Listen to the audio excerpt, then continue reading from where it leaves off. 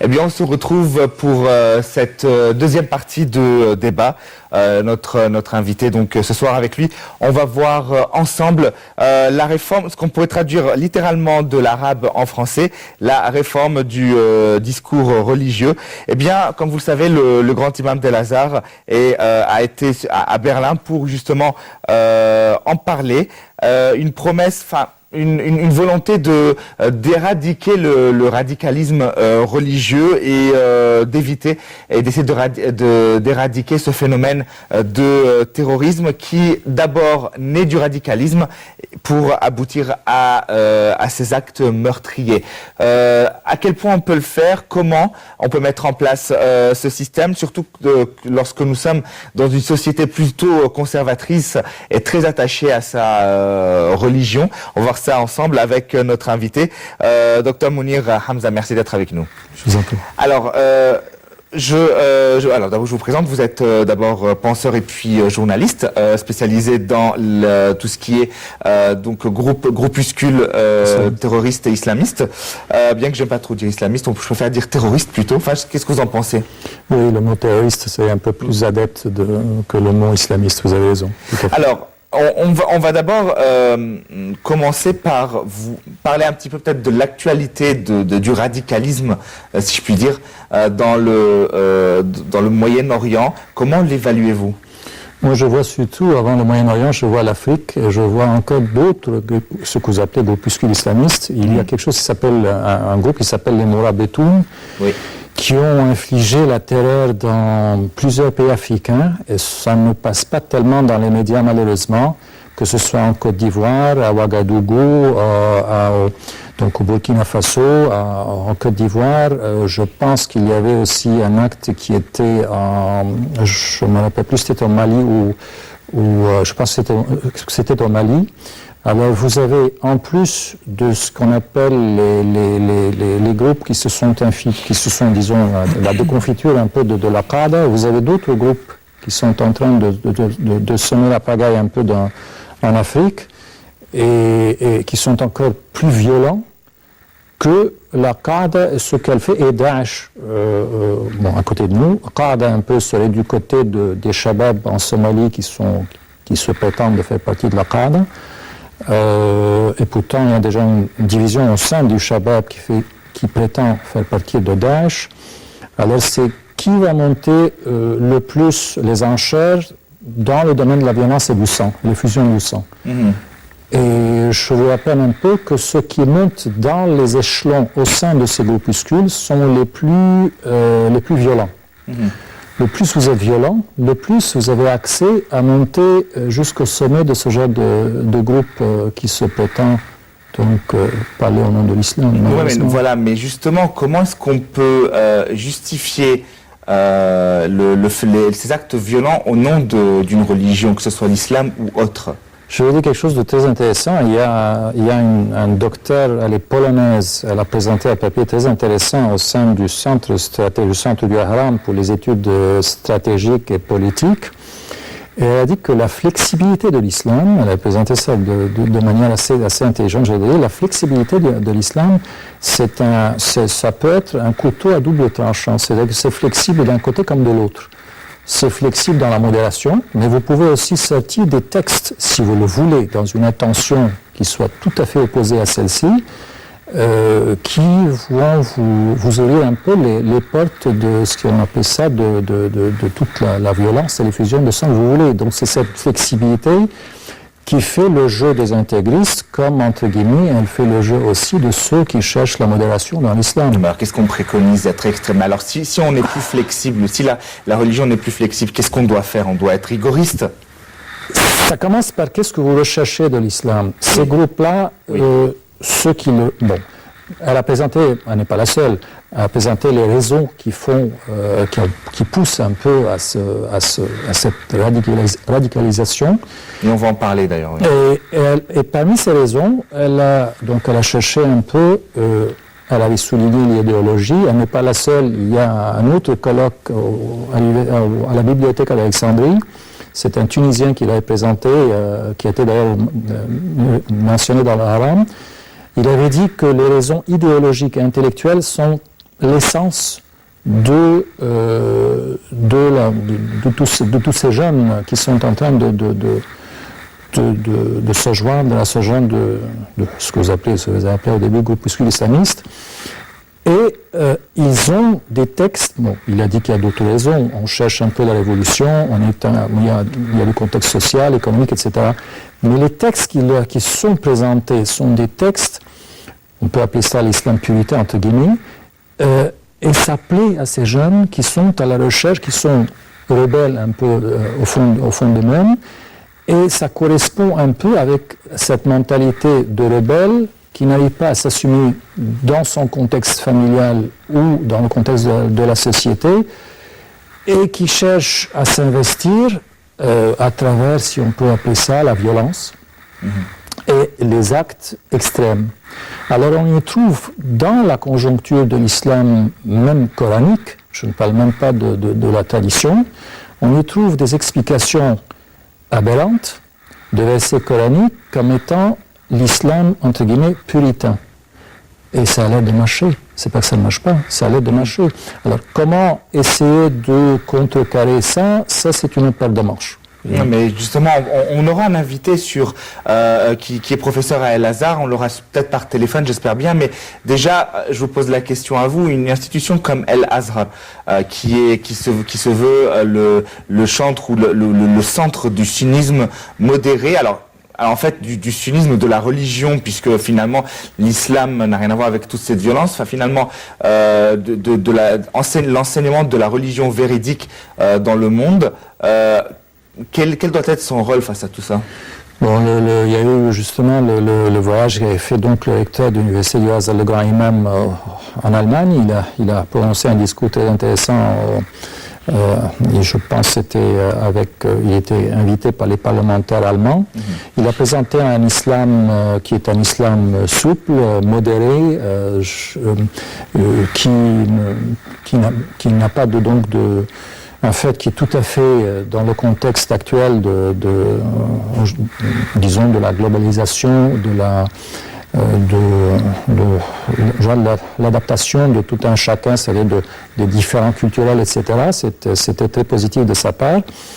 Et je pense qu'il a choisi d'ailleurs des versets aussi coraniques pour seconder un peu ses idées. Mais est-ce que son message est un message, s'il est adressé aux parlementaires allemands, est-ce qu'il est suffisant? C'est-à-dire qu'il a eu recours à beaucoup de versets coraniques, mais on sait très bien que l'essence de la législation islamique ne dépend pas uniquement du Coran. Il y a aussi la tradition qu'on appelle la sunna du prophète, qu'elle soit écrite, orale ou ce qu'on appelle la sunna taqririya.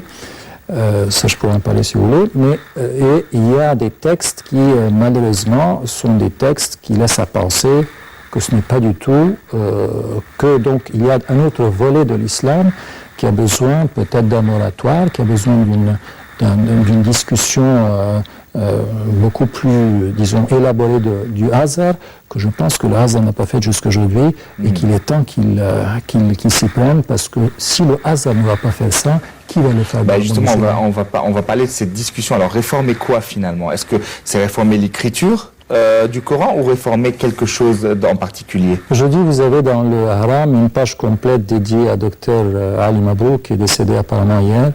C'est un professeur de philosophie à l'Université du Caire. Je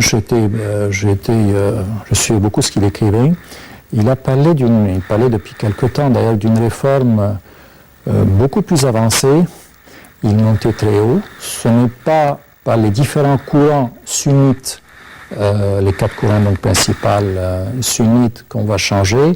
Non, lui il allait beaucoup plus dans l'essence même de l'islam, c'est-à-dire même au cœur de la foi, parce que nous avons des divergences même au cœur de ce qu'on appelle la foi, le core de l'islam.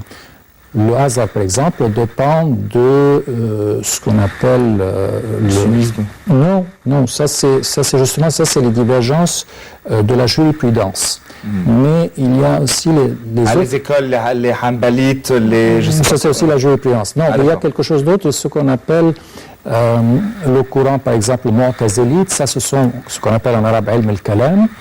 La science des mots. Le Azhar a suivi une autre école qui est un peu plus modérée, dans ce qu'on appelle le core of Islam, c'est-à-dire comment notre perception du bon Dieu, est-ce qu'elle est physique ou elle ne l'est pas, la perception de l'homme dans l'univers, etc. Donc plus philosophique. Exactement, c'est un peu aphaisé. Et il avait parlé même que si on pouvait trancher même ces idées, parce qu'il y a une divergence, une grande divergence dans le monde musulman, que ce soit entre, par exemple, l'Azhar ou dans d'autres universités, le Azhar avait choisi un courant qui peut-être, c'est vrai, modéré dans ce sens, mais qui a, même à son avis, qui avait besoin un peu de réforme. Il avait ouvert un peu parce que, je vous donne un exemple. Dans les courants dont vous avez parlé, les courants donc, de jurisprudence, vous avez par exemple les 4 différentes écoles qui, par exemple, œuvrent dans un certain domaine. Disons la femme. Est-ce que la femme est à pied d'égalité avec l'homme? Vous allez découvrir qu'il y a des petites divergences ici et là. Mais si vous allez un peu plus haut, le concept de l'égalité, est-ce qu'il existe dans l'islam? C'est ça qu'il tranche lui. Est-ce que si on peut regarder un peu le Coran et dire, est-ce que les écoles juridiques ont pris le devant sur le Coran pour faire à ce qu'il n'y ait pas vraiment d'égalité dans l'islam?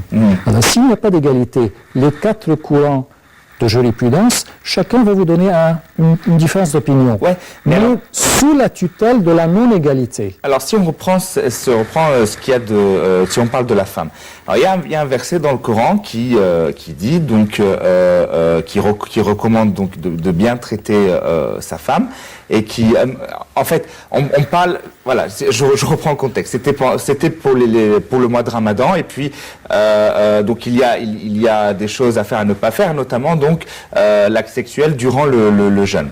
Et Dieu et donc dans le Coran, la parole divine dit que finalement donc elle n'a pas le droit à l'acte sexuel durant le jeûne avec les femmes. Et alors pour décrire la femme, justement dans ce verset, il dit elles sont une couverture pour vous comme vous êtes une couverture pour elles. Donc ça, c'est si je traduis littéralement le sens du verset.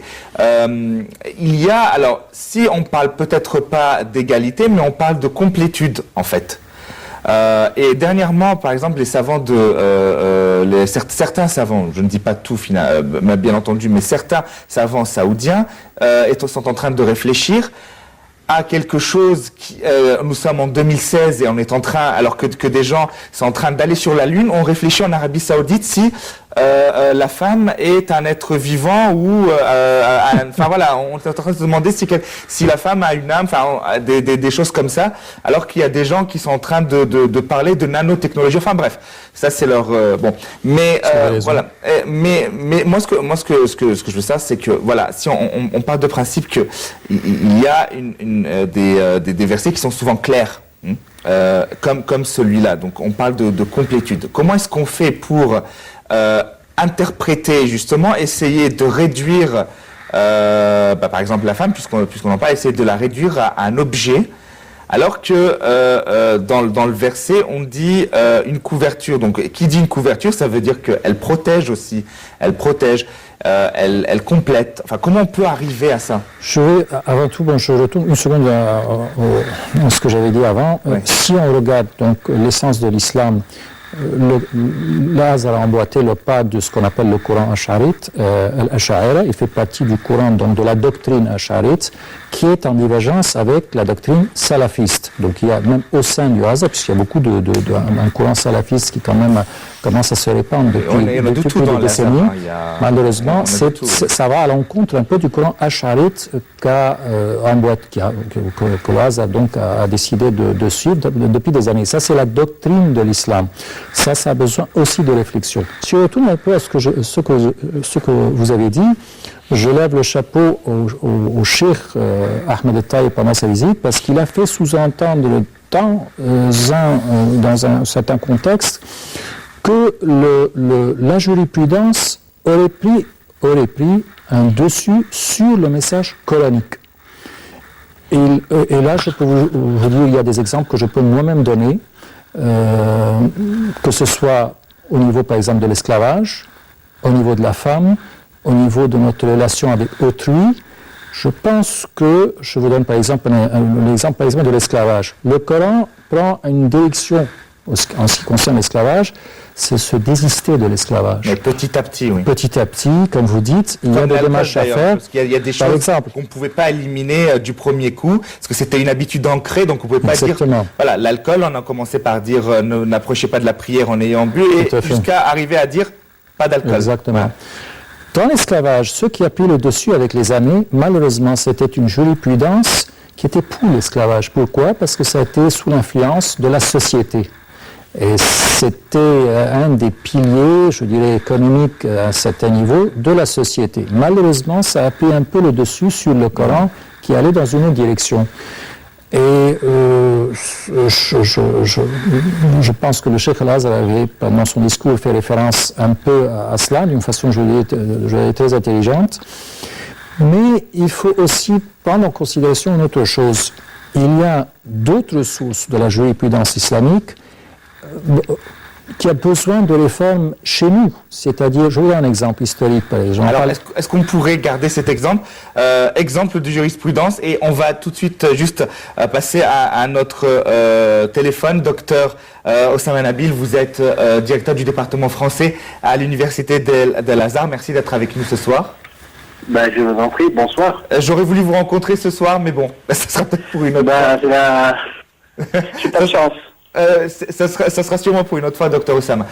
Dr Oussama, nous sommes en train de parler d'abord de cette actualité, donc Cheikh Al-Azhar qui est parti donc à Berlin, vous allez nous en parler, pour aboutir dans l'ensemble au changement, donc aux réformes du discours religieux. D'abord, si vous nous évoquiez, si vous nous résumiez ou faites un bilan de cette visite à Berlin. Bon, cette visite, à mon avis, avait pour objectif justement de démolir le deuxième mur de Berlin. Cette fois, le mur veut dire l'islamophobie. Mmh. C'était un défi, en fait, comment casser des barrières, comment convaincre l'Occident que l'islamophobie ne devrait pas exister, que l'islam n'est pas l'islam propagé par les groupes terroristes ou par Daesh. Le vrai islam existait en fait, ou existe dans le discours du grand imam. Mmh. Le grand imam a expliqué aux députés ou aux intellectuels qui assistaient au Sénat allemand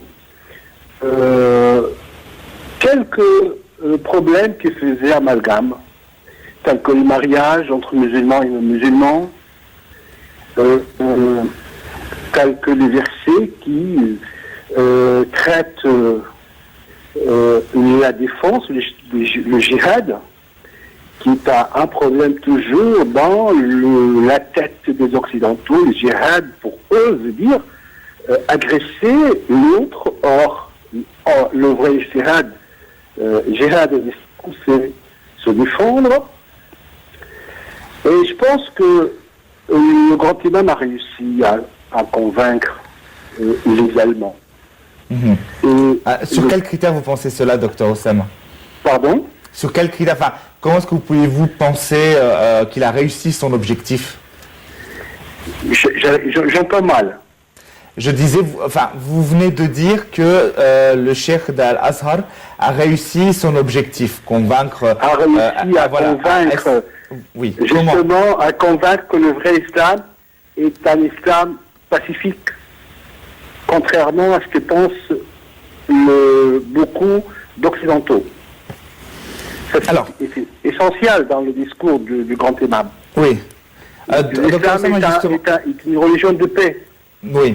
Bien entendu. Dr Oussama, justement, on parlait avec Dr Mounir Hamza, qui est avec moi ce soir, du rôle d'Al-Azhar pour cette réforme, justement, puisque Al-Azhar, au final, c'est l'institution qui est apte. Ce n'est ni moi, ni Dr Mounir, avec toute la science qu'il puisse avoir.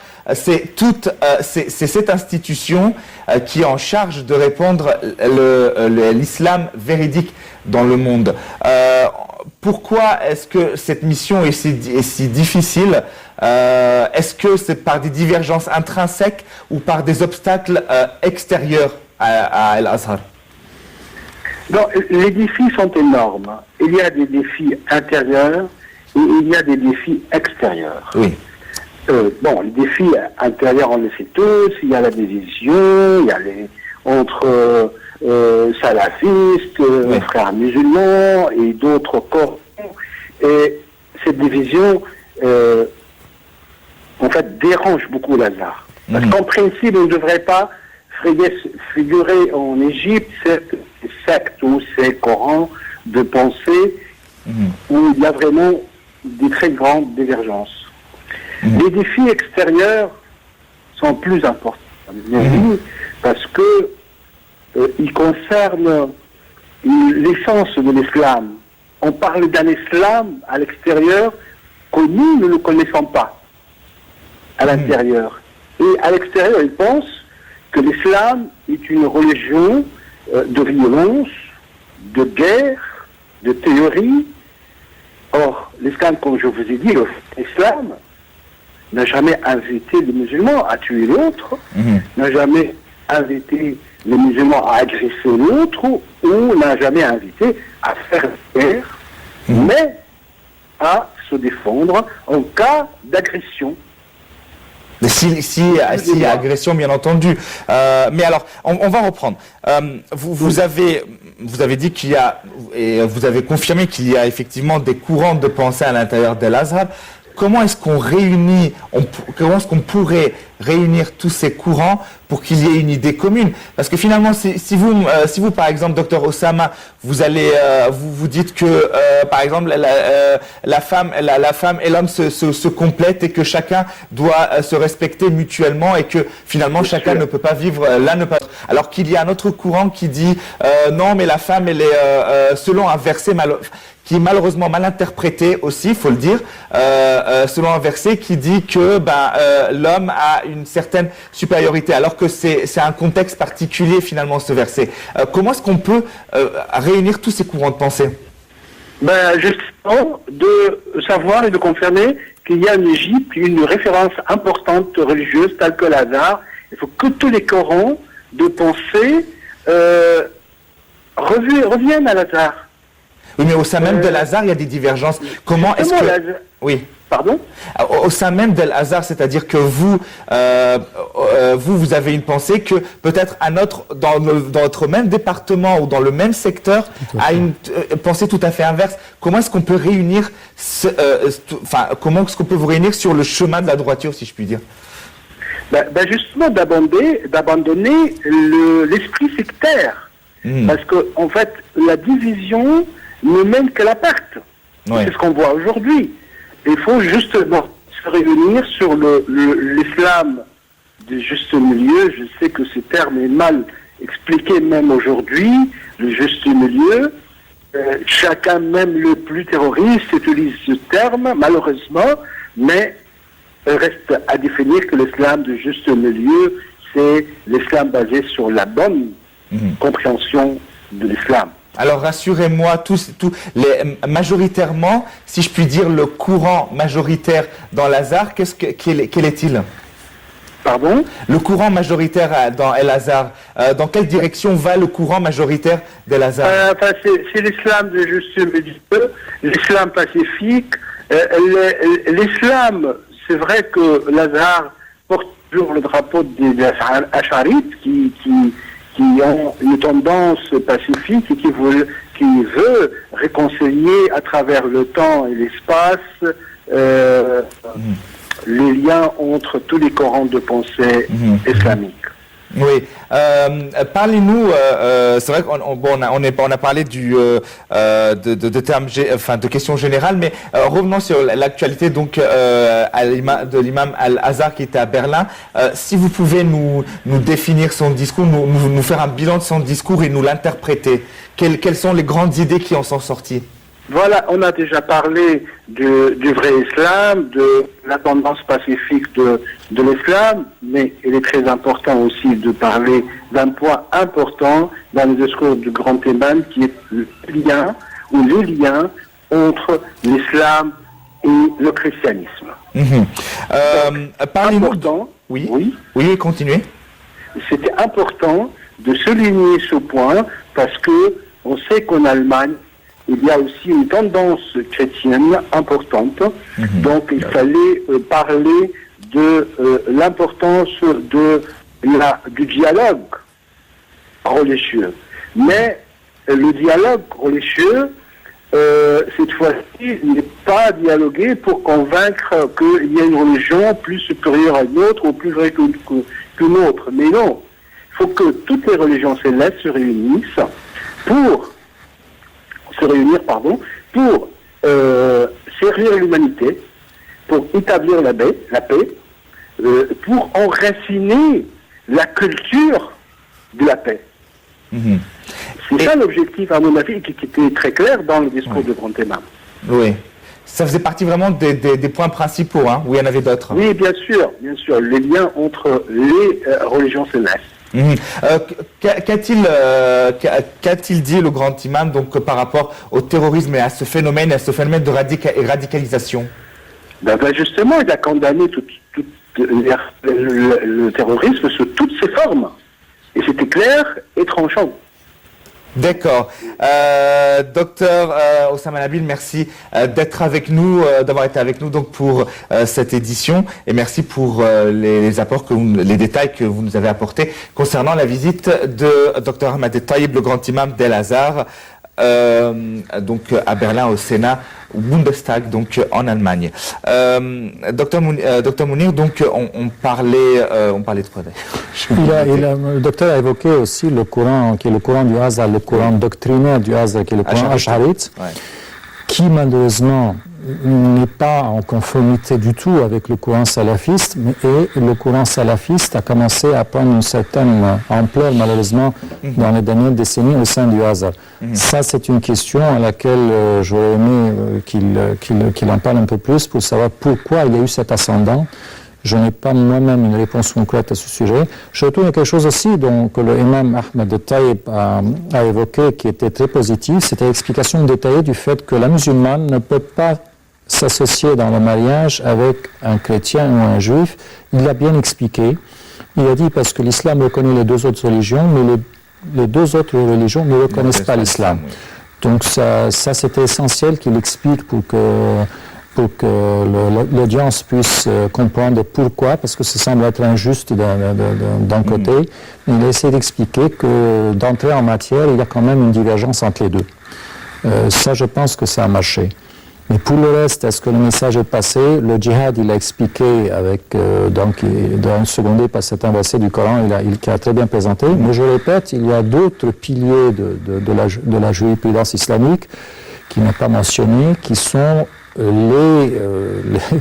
peux appeler ça le dogme, si on peut l'appeler ainsi, des groupuscules islamistes ou terroristes, comme vous avez choisi le mot au début, qui sont il y a aussi des explications qui sont tout à fait erronées de certains essais, mais il y a aussi une partie de la tradition qui est très mal interprétée. Justement, ces dogmes et ces traditions, comment est-ce qu'on pourrait les éradiquer, justement? Parce que est-ce qu'ils font vraiment partie de l'islam? Comment est-ce qu'on peut, au sein d'une religion qui commence ses prières par, au nom de Dieu, le miséricordieux, commettre, c'est pas logique. Je veux dire, comment est-ce qu'on peut commencer par dire ces mots-là et puis ensuite aller commettre des crimes? Vous savez, moi je pense que pour commencer à faire un changement, il faut le faire au sein même de la société, des sociétés musulmanes. Si vous voulez faire passer un message à l'extérieur, il faut commencer par faire un genre de révision de tout au sein même des sociétés.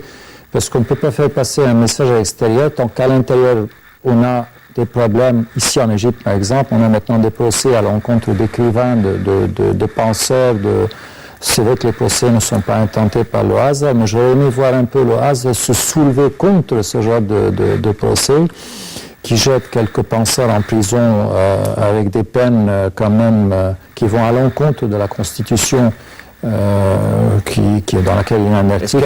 Est-ce que l'Azhar a l'autorité de faire ça? Je veux dire, c'est la justice. Je remets au moins qu'il seconde avec un message de compassion envers tous ces, envers que ce soit, il y a deux écrivains, il y a aussi deux penseurs, je dirais, un écrivain aussi, qui ont tous copé des peines de prison.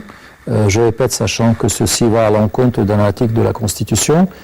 Moi, j'aimerais voir le Azhar beaucoup plus, je dirais, efficace à se soulever contre. Mais moi, j'aimerais bien reprendre ce que vous avez dit tout à l'heure, c'est-à-dire que éduquer la société musulmane elle-même. Ça me fait penser qu'avant-hier, en fait, j'avais lu un article qui datait de 2 mois du Huffington Post en français et qui disait qui se titrait que le prophète de l'islam, donc Mohammed, paix et bénédiction sur lui, avait parlé de la venue de ces gens-là, de ces terroristes-là. Et ils les avaient décrits, donc, évidemment, globalement, hein, donc des drapeaux noirs avec l'insigne, donc shahada, cheveux longs, barbe, etc. Donc, apparemment, le prophète avait prévenu dans sa sunna, puisqu'on parle de sunna, dans son enseignement, avait prévenu de la venue contre ces gens-là. Or, moi, j'ai pas l'impression que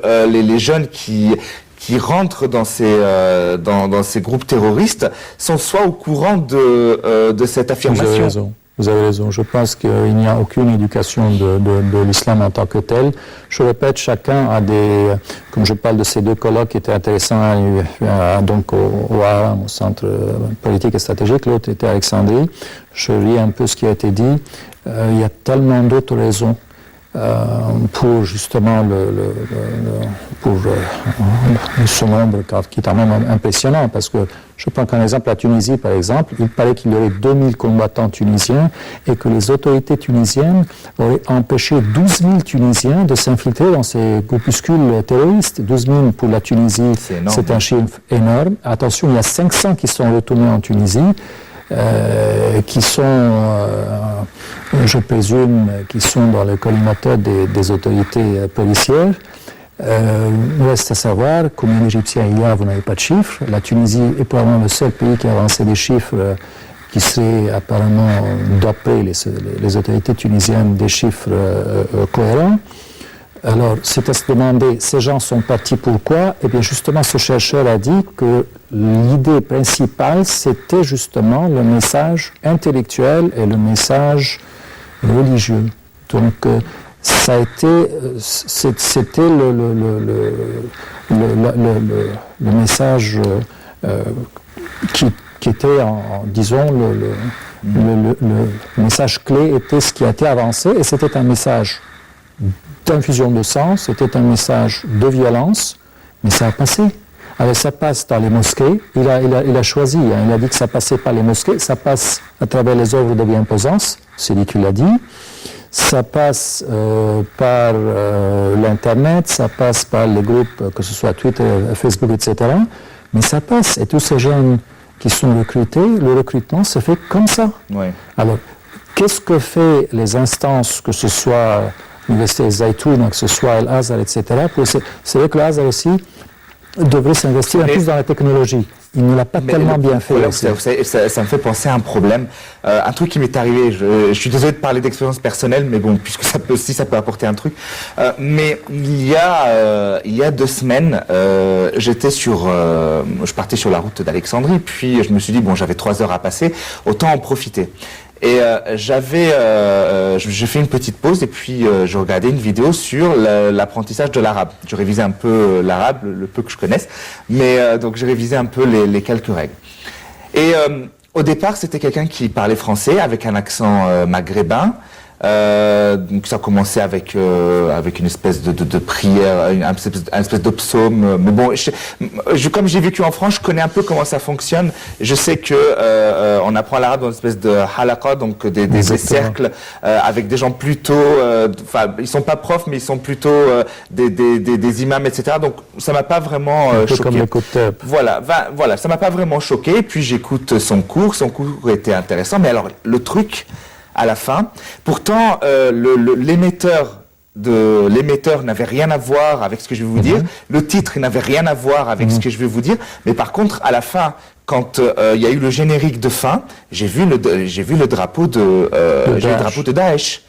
Et j'étais abasourdi par ce qui s'est passé. Je me suis dit mince, je me suis laissé avoir. Mais comment je fais? Même en tant qu'utilisateur, je peux pas savoir. Moi j'ai tapé apprendre le présent en arabe. Il m'a sorti ça avec quelqu'un qui parlait en français, donc ça m'a arrangé. Oui. Et puis du coup, alors l'amalgame est fait entre Daesh et entre une petite séance de... Voilà, parce que vous parlez de technologie, mais justement, comment est-ce qu'on peut... c'est tellement vaste que finalement, la lutte cybercriminelle, elle est très importante. Vous savez, ce qui a été dit pour la technologie, c'est que les jeunes qui n'arrivent pas à s'investir dans le domaine technologique, mais qui aiment ça, sont attirés par ces groupuscules terroristes pour justement aller s'investir dans le domaine de la technologie. C'est vrai que là-bas, on le laisse, ils ont la liberté de travailler, dans ce domaine, dans lequel, dans leur société, ils ont les mains liées, ils ne trouvent pas ils n'arrivent pas à percer, disons. Et là-bas, ils le font. Alors, ils vont travailler dans tout ce qui est... il y a tellement de sites pour... c'est vrai qu'aujourd'hui, que ce soit Twitter, que ce soit Facebook... surtout Twitter et Facebook, ils sont en train de fermer tous ces sites, mais chaque fois que vous fermez un site, il y en a un autre qui s'ouvre. Donc ça se succède à un rythme. Et dans ce domaine-là, ce n'est pas le hasard qui va faire compétition. Malheureusement, avec toutes les stations, on ne peut pas appeler ça station, mais avec toutes les comment on appelle ça sur YouTube, vous avez les channels sur YouTube, justement, qui font passer le message, entre guillemets, islamiste. De l'autre côté, vous n'avez pas autant de challenges qui font passer le message du hasard. Alors, moi, à mon avis, avant de parler du hasard, je pense que le hasard devait un peu s'investir ici dans les propres sociétés islamiques, faire des moratoires au sujet, dans certains sujets qui sont d'une importance primordiale, le djihad, la relation femme et homme, la relation entre le musulman et le non-musulman, prêcher l'islam, comment le prêcher. Alors, je suis obligé de vous couper parce que le temps qui nous a parti est terminé, mais donc finalement, donner un budget plus important peut-être pour qu'il y ait plus de campagnes de promotion sur des bases... À l'intérieur des pays... avant de parler à l'extérieur, il faut commencer à s'investir à l'intérieur. Bien entendu, Dr Mounir Hamza, vous êtes penseur, journaliste, spécialiste des groupes terroristes. Merci d'avoir été avec nous ce soir. C'est un sujet très long que l'on développera évidemment dans d'autres éditions. On parlait de la réforme du discours de l'islam. Vous avez vu que ça passe par toutes les institutions, ça passe au niveau social comme au niveau micro-social comme macro-social. Enfin, c'est vraiment un sujet très très vaste et très important. Merci d'avoir été avec nous. Je vous laisse en compagnie de nos collègues anglophones et je vous retrouve très bientôt. Au revoir.